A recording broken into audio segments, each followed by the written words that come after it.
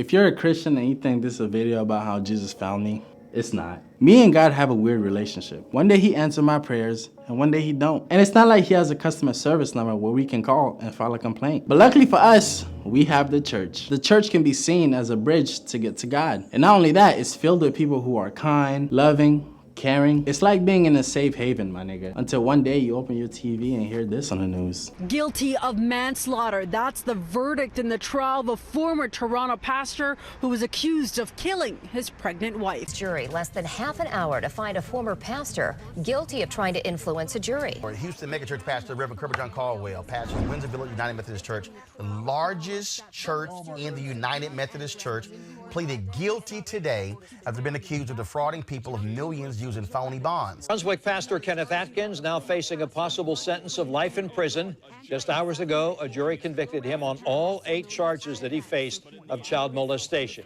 A West Palm Beach pastor and his wife are behind bars accused of molesting children, and we've learned the couple runs a nonprofit aimed at helping teenagers. A jury has found a pastor guilty for sex crimes in Roanoke. Antonio Jones was charged with aggravated sexual battery of a minor last year. The first of 3 trials of a former Tipton County pastor accused of sexually assaulting 3 teenage boys. Bowie County this afternoon, a jury found a Texarkana pastor guilty of sexual misconduct with minors. Mari, thank you. A once trusted Port Orchard pastor has taken a fall from grace. At first you're like, it's just a few bad apples. But it's niggas after niggas after niggas after fucking niggas. If that's what you guys call the Holy Spirit, I don't want it. And when you see stuff like that over and over and over, you can't help and think, maybe you niggas don't know what y'all talking about during the sermons. And trust me, I ain't no saint. I had my fair share of sinning. Like one time I was at church and an ex called me. Hey, what you doing? I'm at church. Oh, I guess you're busy. I was just at home alone and was wondering. I'm on my way. As toxic me and my ex relationship was, she had good pussy. Now I know what you niggas are thinking. This nigga's going to hell! Yep, first class, bitch. I already pre-ordered my ticket.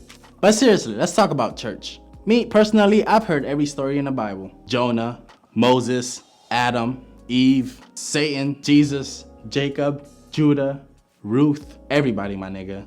As I was growing up, I started filtering these stories and started asking questions that couldn't be answered. God will always be good.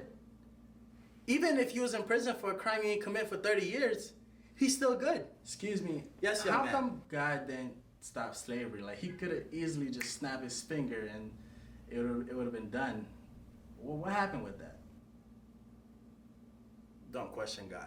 Yep, the old don't question God trick, because I don't have a response for you. Secondly, whenever I'm at church, I always felt like an outcast. As much as they preach unity and fellowship, I never felt like I fit in because I already know how this shit goes. Pastor's gonna preach something inspirational, and in the moment, I'm going to give my life to Jesus. And on my way out, I'm already texting the next bitch to see if she's trying to fuck. What that tell me, I was only making a decision based off of temporary emotion. Thirdly, I feel like church should just be about mental health, helping people out. Now, some might argue most churches already does that, but allow me to capitalize on that real quick. But hear me out. Let's skip the singing, let's skip the sermon. Instead of some guy telling me I'm going to be financially stable in God time, let's put it into action. If somebody wanna build a business in the church community, for example, like we do in baby showers, let's bring them gifts, let's bring them shit to fund their business and help them grow. Or let's build a small bank so niggas can go in and ask for a fucking loan. Cause frankly, not a lot of people can get approved for a $50,000 loan. So in summary, if niggas want a loan to start investing or build a business, they'll know exactly who to go to. It's easier said than done, but at least try this shit. So until that shit happens, I'll be in a strip club throwing money at strippers to fund their college tuition. By the way, if you're a Christian and contemplating on starting an argument in the comment section, don't, because I'm just gonna delete it. But if you want to have a healthy conversation, feel free to text me on Instagram, link in the description below. And if you're lucky, you just might get a video chat. Why? There's a lot of things I don't know, and I like to pick people's brains. As always, like, share, and subscribe, and turn on my post notification. Blah, blah, blah. You know, fuck it. Blah. As always, like, share, and subscribe, and turn on my post notification so you know when I fucking post, because there's more where that came from. I'm out.